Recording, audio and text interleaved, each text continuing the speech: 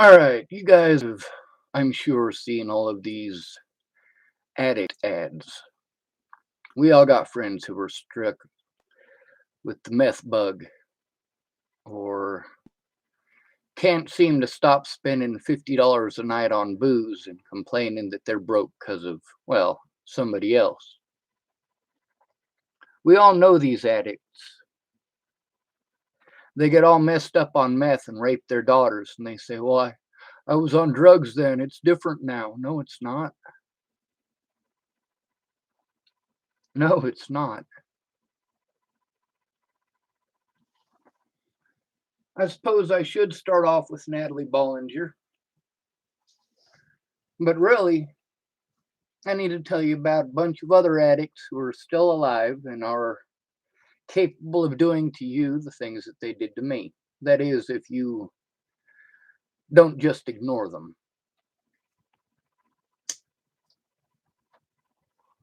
Now, here's the thing about addicts. Me, I got a mom who is an addict and a dad who is an addict. I do have a soft spot for addicts. I always wanted my mom and dad to actually love me. They don't. But then again, that has a lot more to do with their addictions than it does with me. I understand that. There are many parents of addicts who don't. There are many wives and husbands and children of addicts who don't.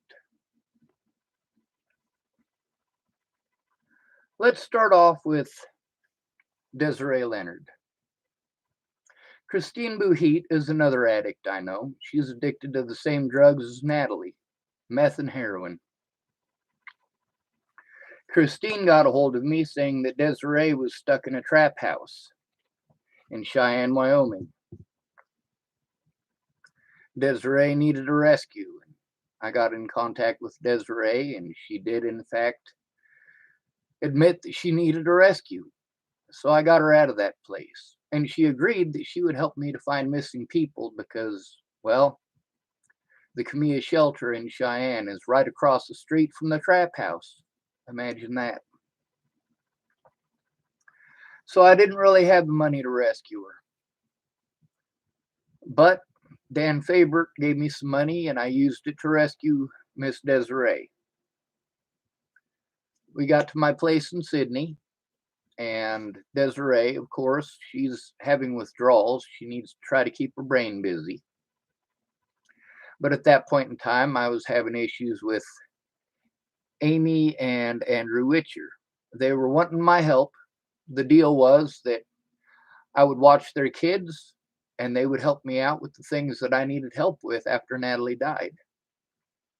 The problem is that Amy and Andrew Witcher, Amy was getting all messed up on cocaine, and Andrew was getting all messed up on whatever he could get his hands on, which is mostly methamphetamines. Lovely, right? So here I am. I got an addict in my apartment. I got a bunch of court stuff I got to get taken care of. I got a bunch of hoops I got to jump through. I got to watch these kids that aren't mine. The deal was that I would watch them 2 days a week, one day for Andrew and one day for Amy. And in exchange, they would help me. Well, they didn't. They didn't help me. And it turned into me babysitting almost every day. And I had stuff I needed to get done. I had appointments I needed to get done. But, well, Andrew's kids were not important to Andrew. Getting fucked up on meth was. So I'm over there talking to Shannon Alvarado. I got these kids that I'm supposed to be watching. One of them is highly inappropriate. I mean, inappropriate to the point that I literally had to separate the living room and give him his own half of the living room and say, hey, dude, you need to stay on that side of the living room. Now, because we have two different sets of addicts here, we'll focus on Desiree first. Desiree, we helped her to get all of the services that she needed. We helped her to get her P.O. box there in Sydney, Nebraska. We helped to get her hooked up with the counseling center. We helped to get her hooked up with all of these different services that she needed in order to actually get help. Well, as soon as we had all those services there for her, and a couple of them on the way. Well, that's when she decided that she really, really, really needed meth. And so she stole a few of my things and went back to Cheyenne to the very same trap house. That's drug addiction for you. A drug addict is not going to turn in the person who's selling them the drugs. They're just not. If someone is going to go down for anything at all, they're going to go after the people that helped them. It's your fault because you didn't help enough. Now, I went and rescued Desiree a second time from that trap house. And what happened the second time I rescued her from that trap house? Well, I just got done babysitting over at Andrew and Amy Witcher's. I get home. Desiree is drunk off her ass, stark naked in the middle of my house. And she starts screaming because she's naked. Get the fuck out of here, I'm naked. Fuck, it's my apartment, but whatever. I close the door. Fuck it, I'll go sleep in my car. So then the cops show up, right? And they want to talk to me. So I'm explaining to them what's going on, that she was rescued from a trap house in Cheyenne and that we're trying to get her services, but she's having problems because she's coming down. And the officer recommends to me that I kick her out immediately. He says, you know, she doesn't have a legal right to stay there. You can legally kick her out. Well, I'm a little bit nicer than that. I just stayed in my vehicle. I'm not interested in that kind of bullshit. So then there's a situation where, you know, I'm kind of fed up with every time Andrew wants me to watch his kids, I watch his kids. And then after work, he's supposed to help me. Not his work, because he didn't have a job. His wife did. So once she gets home and she can take care of the kids, Andrew is going to be able to help me. Well, turns out that literally every day he's having some sort of stressed out trauma. It doesn't exist the whole rest of the day. But when it's time for him to keep his word, what does he do? Throws a tantrum. And his wife is always the one who's nice about it. She says, Sean, he's having a rough day again. Like, no, he didn't have a rough day. He spent the day getting drugged out of his fucking gourd. But okay. Well, there was a situation where I got pulled over because my brake lights weren't working and I was told to go park my vehicle, and I did park it. I parked it up by the high school because that's where I was told to park it. Now, when I parked it there, that's when Andrew, now mind you, at this point, Amy is trying to find Andrew. She wants to know where he's at. She wants to go looking for him. She can't because of the kids, which is the whole reason that I was going over there to begin with. Well, then when I get there, Andrew does the same thing that he does every night. I need some time alone with my wife. Yeah. You're never going to keep your word, Andrew. And that's a major issue. So then they try telling me, Amy tells me, well, you know, Andrew says he's going to leave me if that car's still out there. He's going to leave me and it's going to be all your fault. Oh, Jesus Christ, Amy. He does this every fucking day. It doesn't matter who it is. Whether it's me or someone else, it's always some excuse. He's a fucking meth addict, Amy.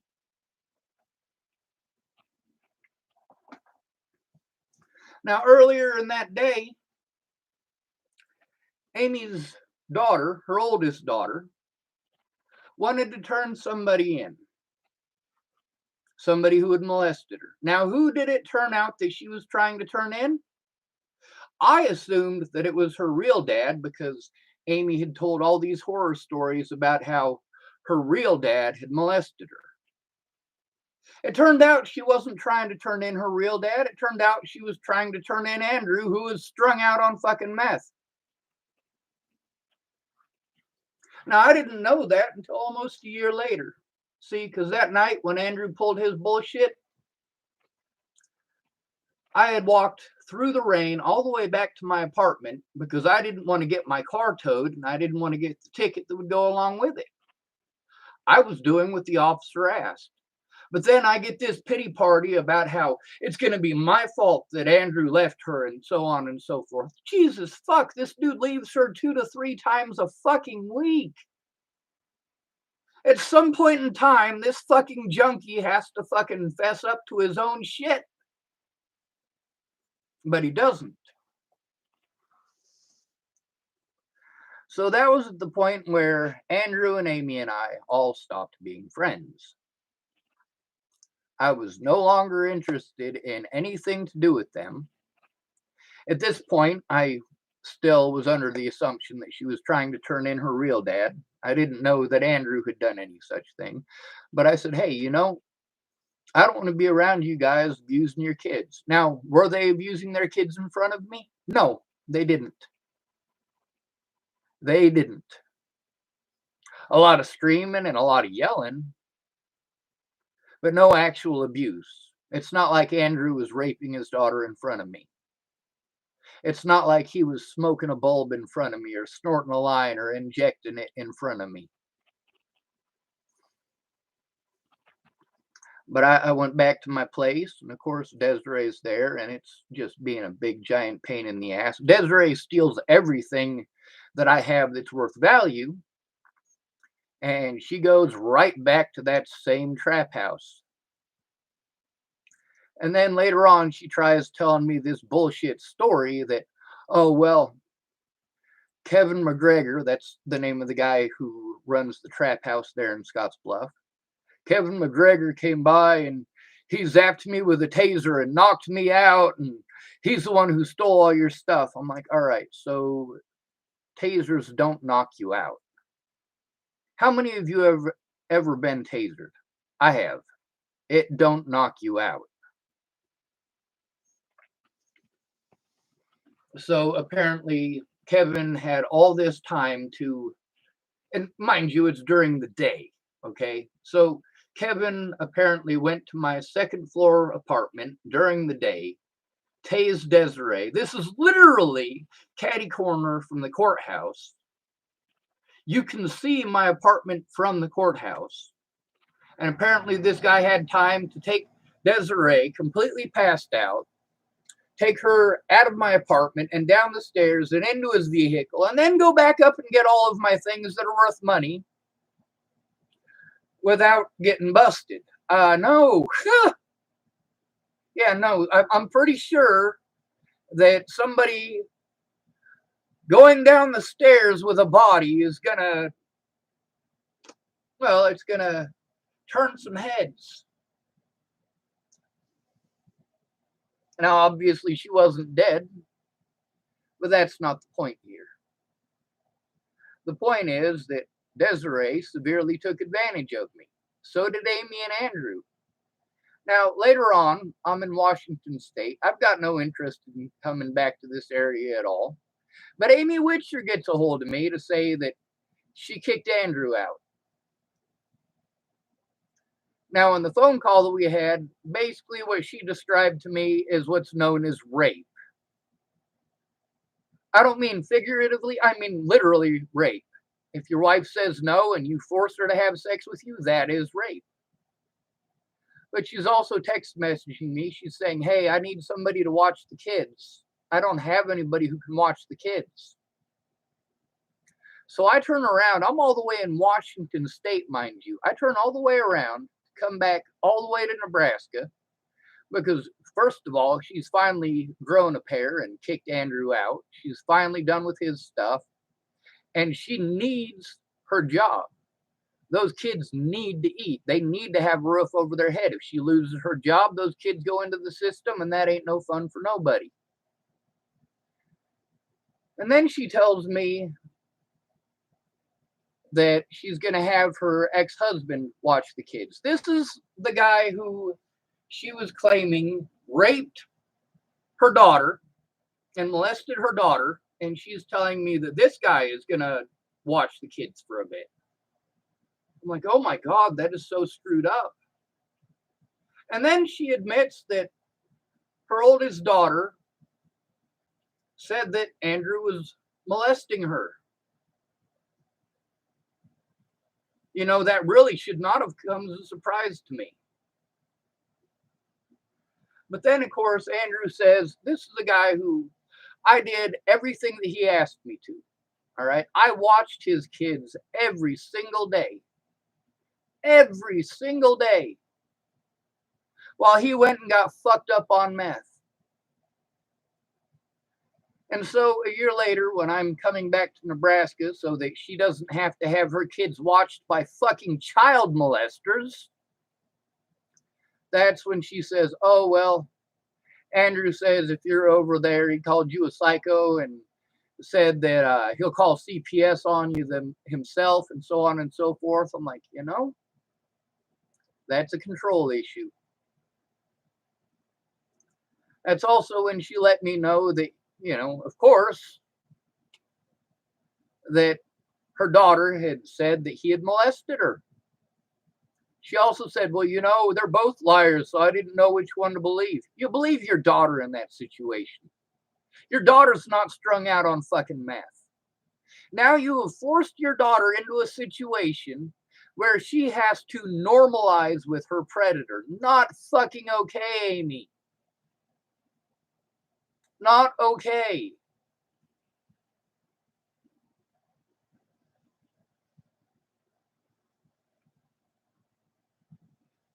And then we get told about how we need all of these services to help these addicts out. Addicts don't care.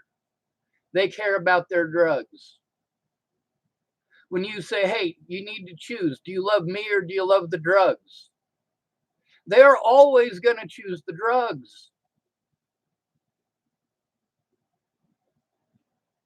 Your ultimatum is always going to result in them going after the drugs. Now, maybe they'll figure it out on their own and quit on their own. And that's the only way it's going to work. But it's not going to work if you continue to help them. See, that's not the only situation where I've had to deal with addicts who I was trying to help because they wanted it. And then they ended up doing really fucked up shit because they're drug addicts. Both of Natalie Marie Bollinger's ex-stepmothers. That'd be Danica Gardner and Rochelle Shelley Campbell. Sorry.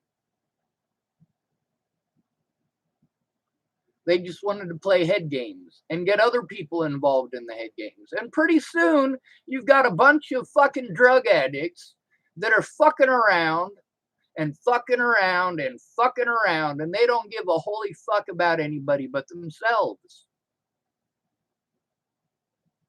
Now, how many more addicts did I help? A lot.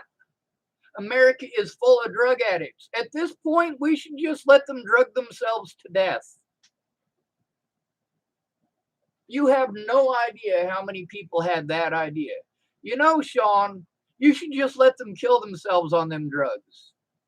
You got no idea how many people post up about how, you know, the real solution to this isn't drugs being illegal.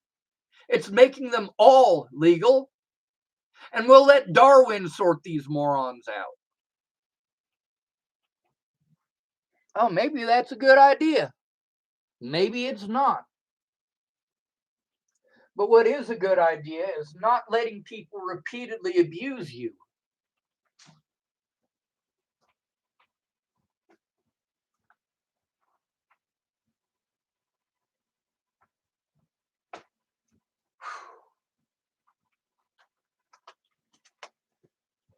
Now, there's a big difference between somebody abusing you and somebody defending themselves. If you're swinging at a son of a bitch and he breaks your fucking nose, you got it coming. You shouldn't have been swinging.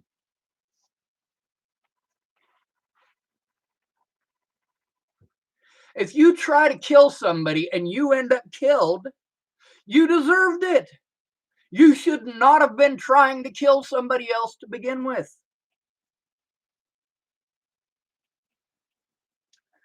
Now then we got this group of idiots, especially here in Nebraska. Oh, well, alcohol is legal. Really? How many rapes per year are committed because of alcohol? There are more alcohol-related rapes than any other drug-related. There are more alcohol-related murders than any other drug-related. How many times, ladies, how many times has your husband gotten drunk and beaten up on you?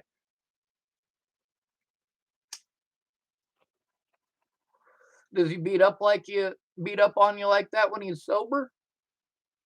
Is he worse when he's drunk? That I defended you when the Natalie thing happened. No, you didn't. Maybe you argued with people on Facebook, but you didn't do anything about the actual situation.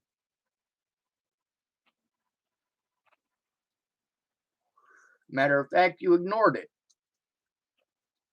But then she's got a bar that she owned at the time, and since then she ran it into the ground and had to sell it. Well, of course she ran it into the ground. She was taking her own product and treating her customers like shit, and pretty soon she had no customers. So she wanted to come outside one day and really start ragging on me about shit she knew nothing about. But she was entitled. Just like Andrew felt that he was entitled because he was strung out on meth. Just like Desiree thought that she was entitled. Just like Amy, who was on cocaine at the time that I left them, thought that she was entitled. All addicts think that they are entitled. They are entitled to this. They are entitled to that. You should watch their kids for free while they go get fucked up all day. You owe it to them to rescue them again after they've stolen all your shit. You don't really love them if you don't take their abuse. That's stupid. You know, I really love Natalie, but I wasn't going to fucking take her abuse. I don't owe it to a heroin junkie to take her abuse or the abuse from her friends.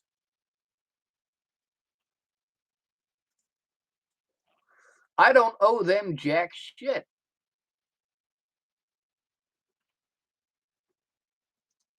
And you don't owe them jack shit.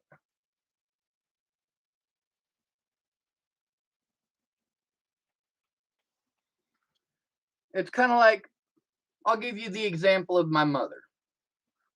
My mother, every time I give her another chance, she ends up stealing from me.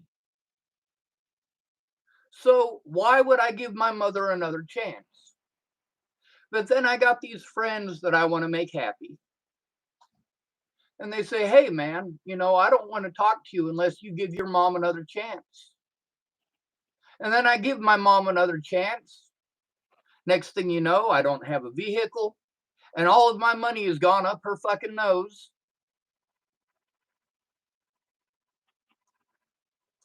If you're going to be the kind of friend who tells me that I owe it to an addict, you're not a fucking friend.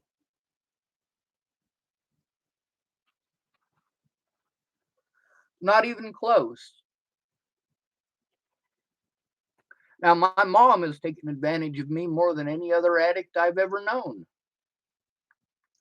That's because she got a lot more chances because she's family. And a lot of people had this opinion that I should forgive her because she's family. There's a big difference between forgiving somebody and forgetting. I know what kind of a twisted, manipulative kind of person my mother is. Forgiving her is not a problem. I got to forgive myself for doing what idiots wanted me to do when it came to my mother. Give her another chance. That's where forgetting comes into play. In order to give that person another chance, you have to do more than just forgive them. You have to forget all of their transgressions previously. And then they do it again and again and again and again. Eventually, you got to get to the point where you say, no, enough is enough. But then you see how many chances each one of these people give these addicts. How many chances has Amy given Andrew? Dozens just in front of me. But here I am. I don't do meth. I don't do coke. I've never tried heroin. I've never tried crack. I've never tried cocaine. I'm not doing drugs or using drugs or abusing drugs. I'm not raping their kids. And I'm the one who ends up getting punished because she wants to be with a meth head. I get it. You know, you're more attracted to somebody whose pupils are dilated. It's a fact. His pupils are always dilated and he's always horny. Women get horny too.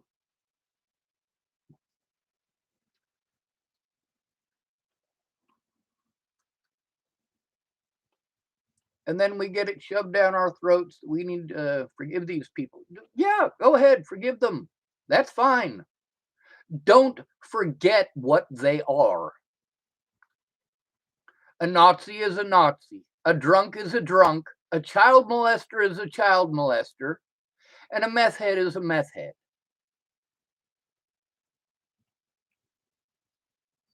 That's as plain and simple as it is. And these aren't the only addicts I had to stay with. Now, don't get me wrong, I still care about them. I still care about Desiree. I still care about Natalie's twin sister, Alicia, who is also an addict. I still care about Amy. I still care about Andrew. Andrew was a child molester. I still care about him, but he belongs in prison. I still care about my mother. It's not that you are not allowed to love these people. You got to let them. You have to let them destroy their lives. And if they kill themselves, you got to let them do that too.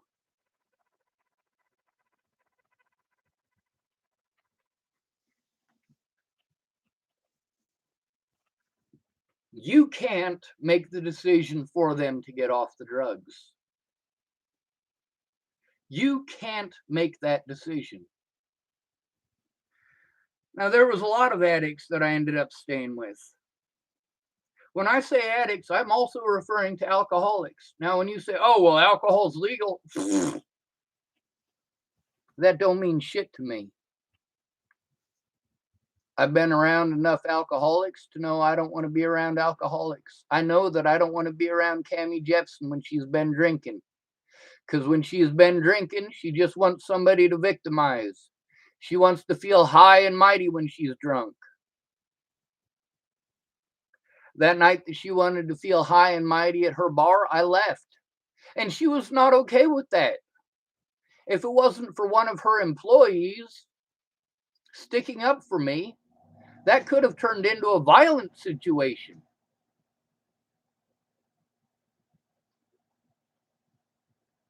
That could have turned into a situation where my gimpy ass had to defend myself against someone being violent. Now, has Cammie had any history of being physically violent with me before that? No, but she was drunk, and you never know. Her being drunk increases that chance by a lot. When you're done with the conversation and you've been quiet for 5 minutes and she's still ragging on you, so you leave and she starts following you, it's a control issue that is now a very unsafe control issue.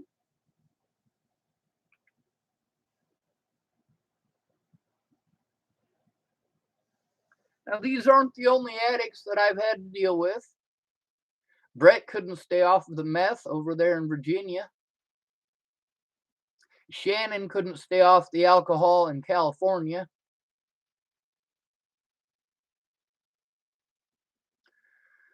And I didn't have anywhere else to go.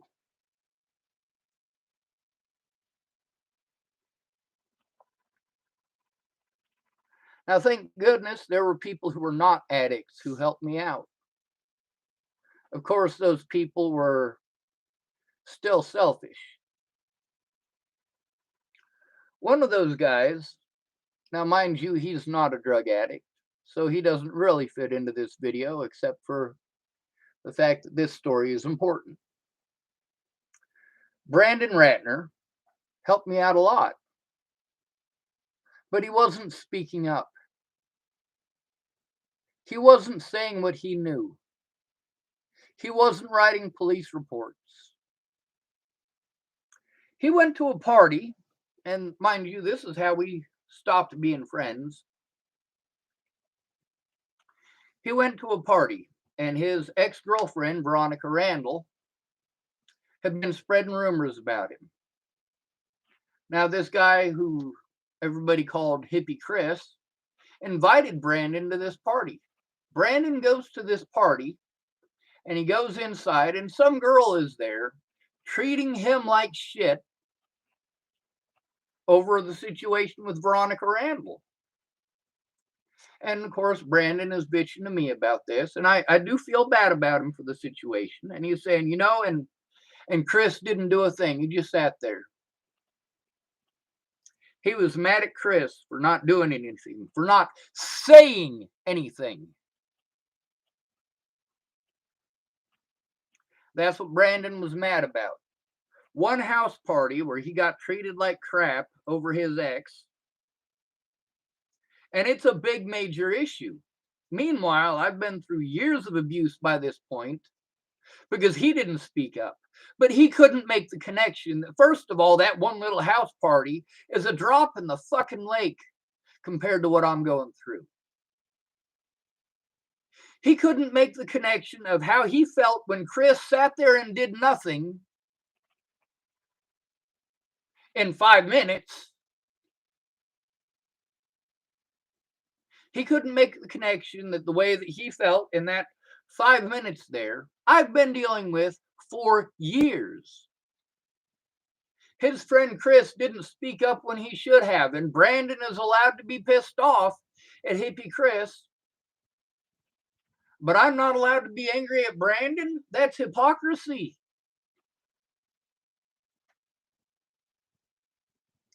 That's kind of like, let's say all of your family is on a naval ship and it sinks with all of them on it and they all fucking die. And then there's a dude in a rowboat with his pet hamster and his pet hamster dies. Now, he wants all the attention in the world for his dead hamster, but he don't give two shits about the person who he's bitching about who lost their whole family. That's pretty fucked up.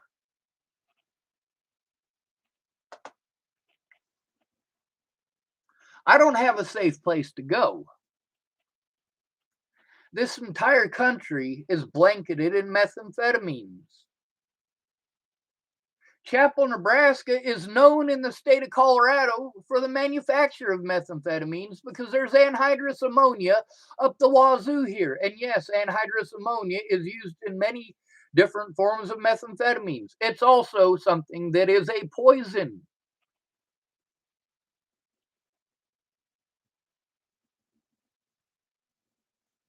It's supposed to put nitrates into the soil to help plants grow.